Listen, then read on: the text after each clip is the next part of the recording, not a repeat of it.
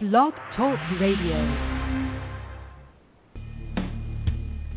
Welcome to Institute for Personal Development, where total consciousness is the new frontier. Kriya Yoga is the union of the individual with the divine. Join us as we explore the practices that initiate this process. Well, good morning and welcome to the Voice of Yoga. Let's talk consciousness. I am your hostess, Winton, and with me is Kenny Toy, also known as Swami Jayananda, founder of Institute for Personal Development, located here in Hampton, New Hampshire. Good morning, Swami. Thank you for being here today. How are you? Good morning. I'm doing well. And you? I'm doing great, thanks. Well, I'd like to thank the listeners for tuning in. And today on the Voice of Yoga, we will be looking at nutrition and Kriya Yoga with the divine. Now, Swami, you always say that nutrition isn't just what we put into our mouths. Our listeners may want to know what you mean by that statement. Would you start us off by explaining the relationship with nutrition and Kriya Yoga? Well, yeah. The strategies of Kriya Yoga really begin with skillful use of thought. And the other thing is that what we're trying to do is we're trying to figure out that with our practice of yoga, what we're trying to do is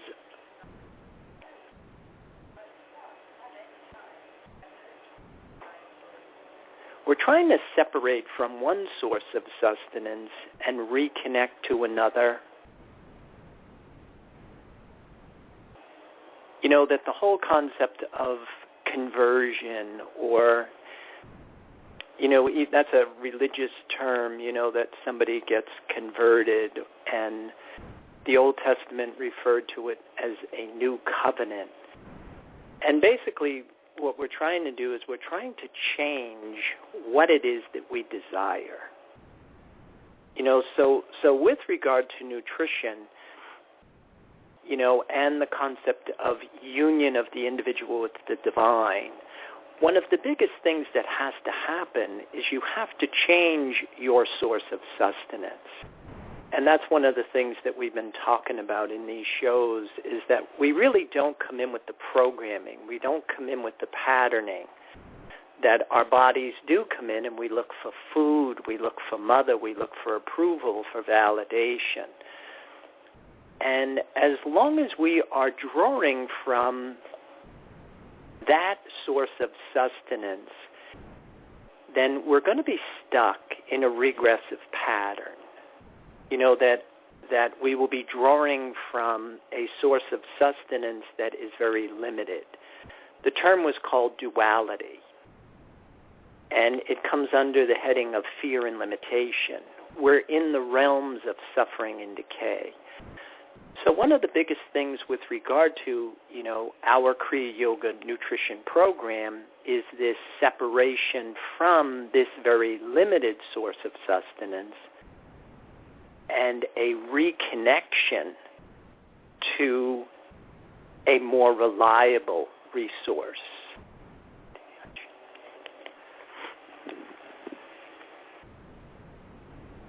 And so the program begins with, you know, we have to change how we think. We have to change our value system. We have to change what it is that we think is important.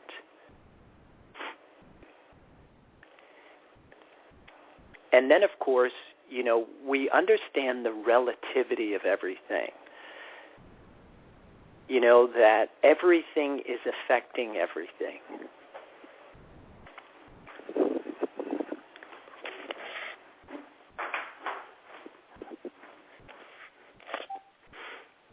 Everything is affecting everything. You know, and so with regard to a nutrition program, the importance of relativity comes into place. And so with regard to your yoga practice, it comes down to changing strategies. We change how we think. We change what we're thinking. You know, we also recognize that how we breathe is a big factor in how we're going to nurture ourselves.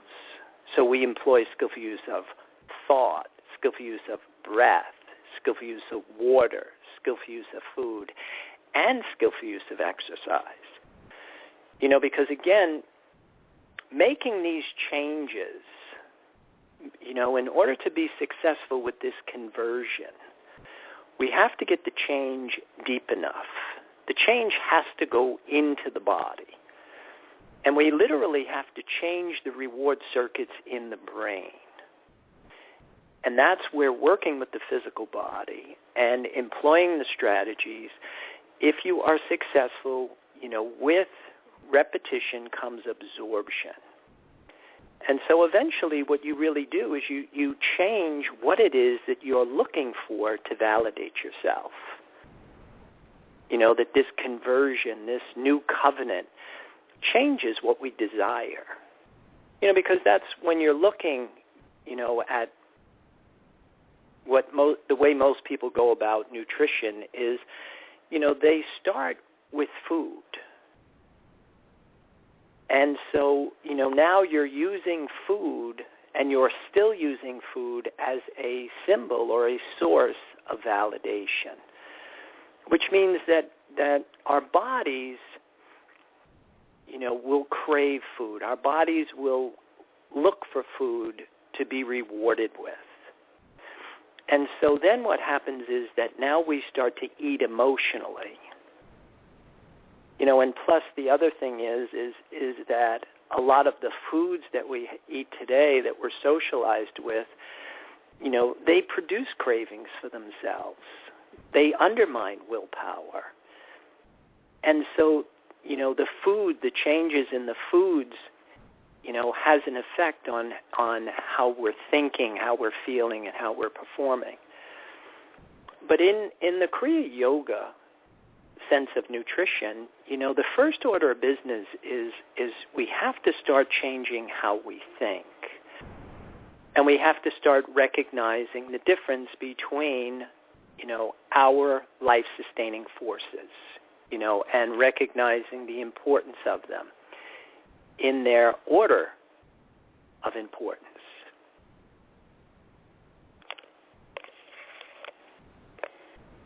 So when we take those strategies like skillful use of thought, skillful use of breath, you already said that we have to change how we think. So if we would apply nutrition to all of those that you just mentioned, how does an initiate get started with that? Let's start with how we think. Right. I mean, the biggest factor is skillful use of thought, and then, of course, in this model, we do have what we call thinking right. And thinking right in yoga is basically just knowing the difference between a need and a want, and then knowing, the importance of a need based on how long can I live without it. Because food we can live weeks without. Water we can live days without. Air we can live minutes without. But the life force, the grace of God, we cannot live a millisecond without. And so that brings us back to the secret to life. If you want to be successful in life, and it doesn't matter where you go to find the secret, the Bible, the Bhagavad Gita, the Quran, the Vedas, the Upanishads, the Yoga Sutras, they all tell us if you want to be successful in life, you put God first. So where the breakdown happens with that language is, what does that look like when I'm doing it? Because, again, we don't come in with the programming. Our bodies don't come in and we don't look for the life force. We're looking for our number 4 life-sustaining force, food. So a big part of the nutrition program comes under the heading of this conversion. And that's what we talked about in, one of the earlier shows, this separation from mother, this separation from the pattern. and a reconnection to something that is more important, more reliable, and also comes under the heading of unchanging. And so that's where the whole thing begins. We basically have to recognize that, we don't come in with the programming, and we need to upgrade this program. There's a change that has to happen. And when we do that, again, you can't just do it intellectually. That's where a lot of the problems manifest. I mean, intellectually, nobody can dispute the importance of air. All you have to do is put your head underwater and, there's your evidence procedure, just how important air is for sustaining human life. But the programming and the patterning of our physical bodies is that we are not using that for validation. And that's where this conversion comes in. That we literally have to change the reward circuits in the brain. And when we do that, then the rest of it, just kind of comes and falls into place. It comes pretty easy. So after we employ the skillful use of thought, then we have to apply nutrition to skillful use of breath. Do you have any examples for our listeners on how to apply nutrition to skillful use of breath? Well, yeah, that's, again, coming back to yoga, the whole concept of pranayama, that, and again, the concept of bad habits are going to set up our limitations. That if we don't think right, we've got a huge bad habit and number one life-sustaining force. But then if you don't breathe right, so again, with skillful use of breath, its maximum volume of oxygen is pivotal. Understanding, that we have to change our breath pattern usually. Most of us don't get maximum volume of oxygen because for most of us, we reverse breathe. When you say to an American, take a deep breath, usually, the chest lifts and the shoulders come up, and with that comes up the diaphragm. Whereas in order to get maximum volume of oxygen, when you inhale, the diaphragm has to come down. And it's that movement, that downward movement of the diaphragm that will bring air into the lower portion of the lungs. Then the ribs expand outward, and then the final stage is the shoulders lift up. And of course, now when you're getting maximum volume of oxygen, there's going to be physiological and psychological benefits that come with these changes. And then, of course, the next, I want to say, important part of the concept of pranayama meaning control of prana, the life force, is there is a direct relationship between life-sustaining force number one, thought, and life-sustaining force number two, breath. And that your rate of breath equals your rate of thought. Now, of course, again, it does not control the content of your thought. That we have to turn the mind on, and we have to change how we think. We have to change our values.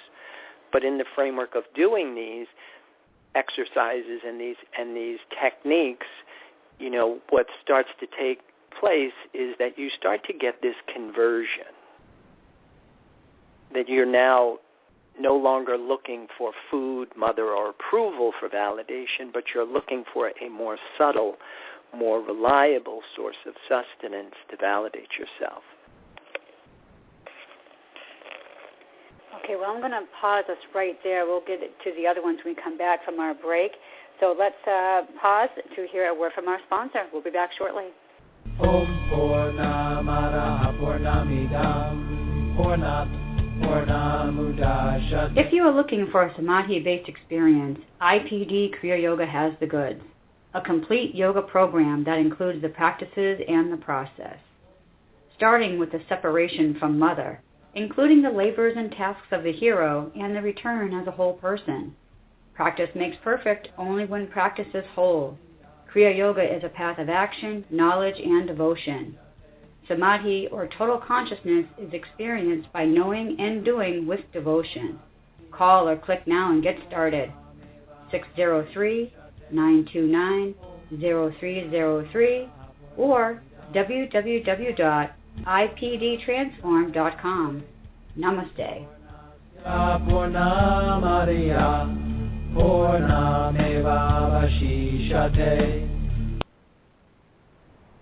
Well, welcome back. For those of you just joining us, you are listening to The Voice of Yoga, and we are talking consciousness. And today we're talking about nutrition and Kriya Yoga with the Divine. And I do want to get back to talking about the skillful uses of thought, breath, water, food, and exercise. And Swami, I think we're on water. Any thoughts or comments about skillful use of water, how it relates to nutrition with Kriya Yoga?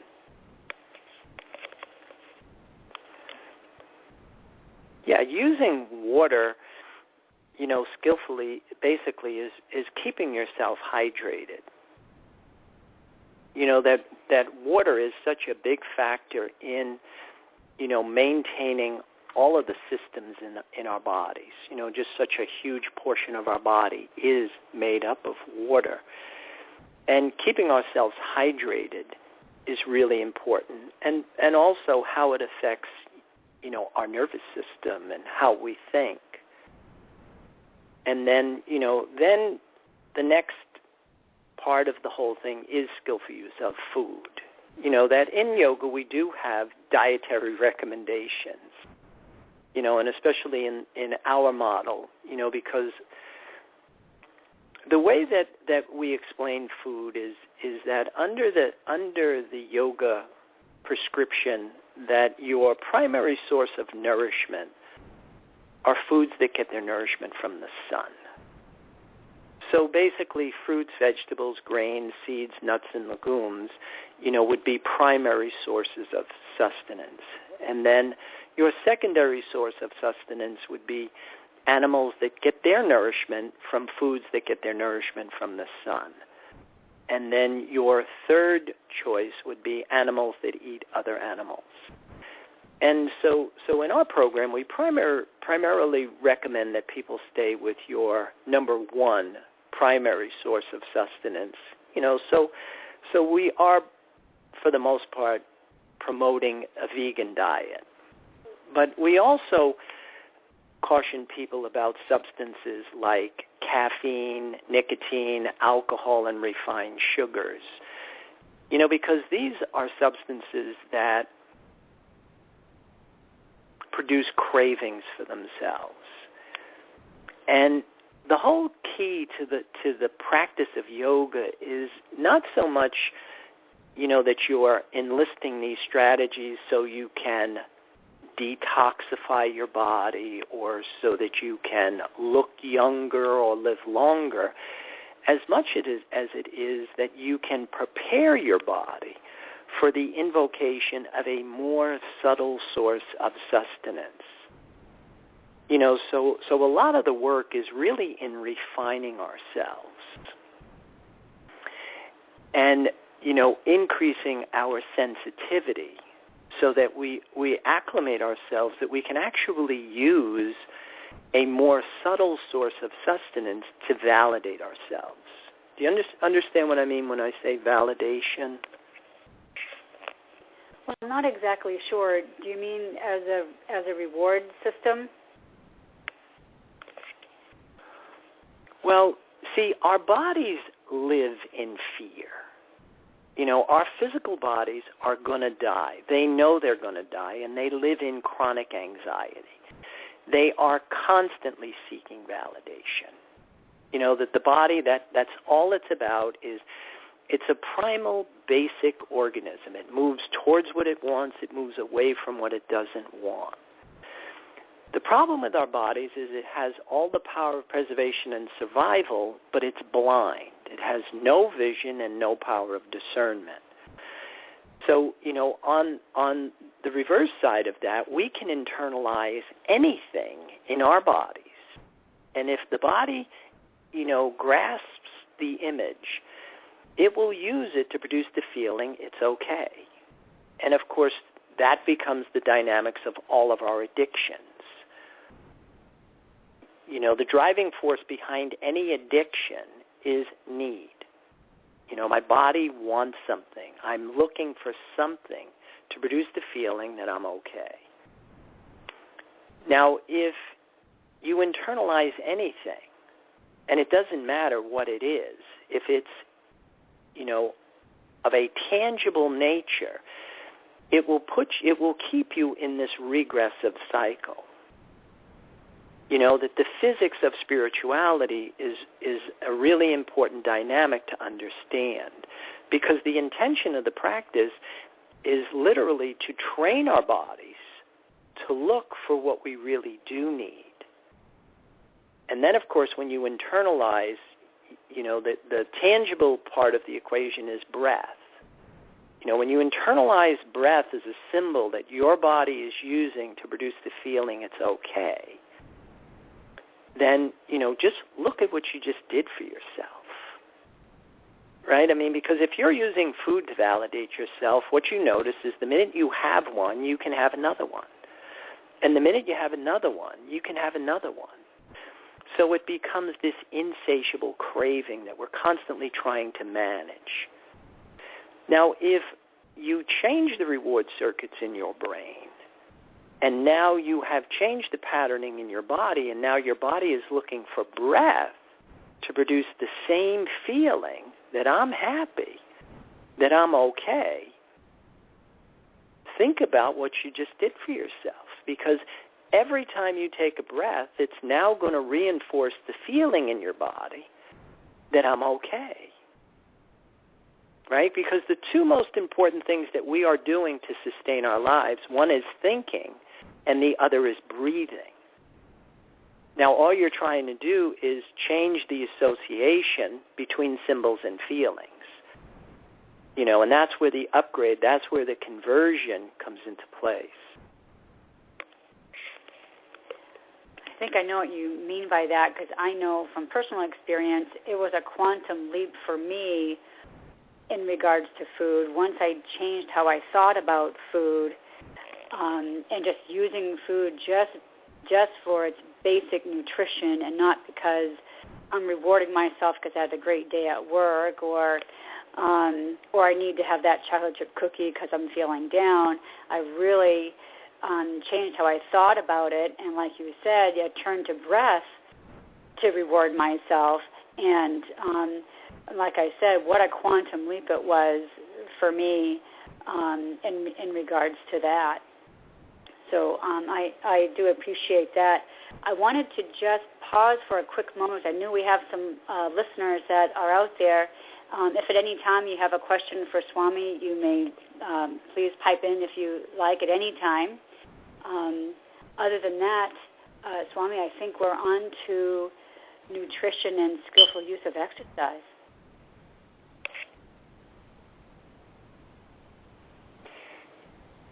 Yeah, the whole thing of, working with our physical bodies.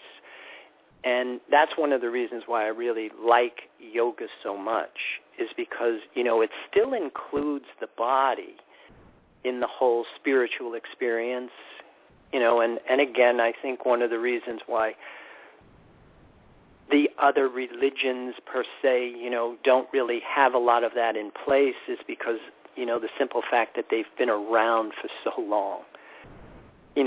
Of the major religions, the youngest is about 1,400 years old. And 1,400 years ago, life on this planet was very different. We didn't have, the sedentary lifestyle that we have today for the most part. People worked in the fields, they sat on the floor, that, a lot of the problems that we experience today are a direct result of our lifestyle. The fact that we're insulated from our natural environment. And so Kriya Yoga has what we call asana, and the physical postures is a really important part of maintaining good nutrition, circulation, and especially our asana program, which really focuses on the whole concept of alignment.